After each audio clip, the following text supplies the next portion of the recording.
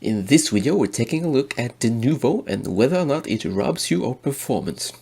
While I was working on the benchmarks for the benchmark video, I got locked out of the game by Denuvo, and while looking for a solution online I stumbled across an article claiming that Denuvo is having a performance hit. So let's see if there is any merit to these claims. For testing I used DirectX 12 and the GTX 1070. I tested with the i5 6600K at 4.8 GHz, the Ryzen R5 1600 at 3.7 GHz, a Pentium G4620 at 3.7 GHz, and the old Phenom 2 1090T at 3.8 GHz. I tested while playing the game, running along a route for about 30 seconds. I considered doing a side-by-side comparison, but I don't have a capture card, and recording while gaming on the system while showing the performance metrics kind of defeat the purpose in my opinion. So we only have a single graph to deal with here, and the R5 1600 with Denuvo off increased the average frame rates with about 4.5%, going from 155 frames per second to 161.9 frames per second on average. The real difference here, however, was in the 1% low figure, with an increase of 50%, going from 93.3 frames per second to 140.1 frames per second. Just to be clear, this is not a one-off run, the figures are an average from 4 runs.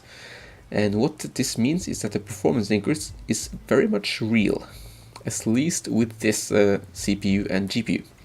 The 0.1% low saw a 5% increase in performance, going from 61.7 frames per second to 65.2 frames per second. Moving to the i5 6600K, the Denuvo off here increased average frame rates with 11.3%, going from 127.3 frames per second on average to 141.7 frames per second on average, still falling short of the R5 1600 with Denuvo on, but still. As we saw with the R5 1600, the 1% low is where the largest performance gain lies, and the increase here was 41%, going from 85.3 frames per second to 120.5 frames per second.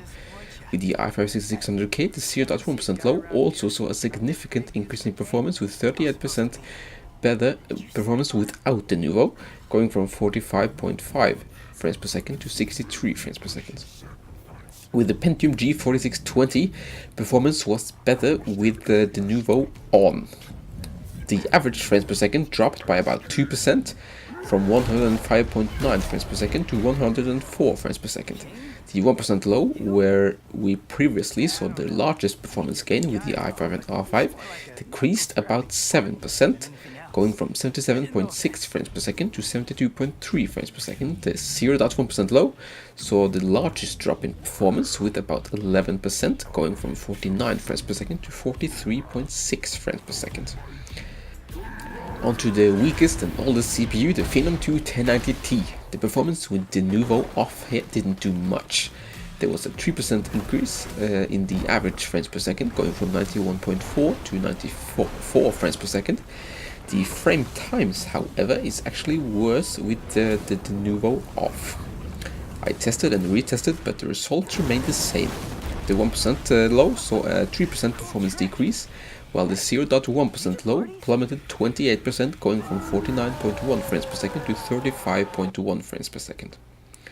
So if you have a weaker CPU like the old Phenom or FX line from AMD, you're not going to gain much performance and you just might lose a couple of frames per second.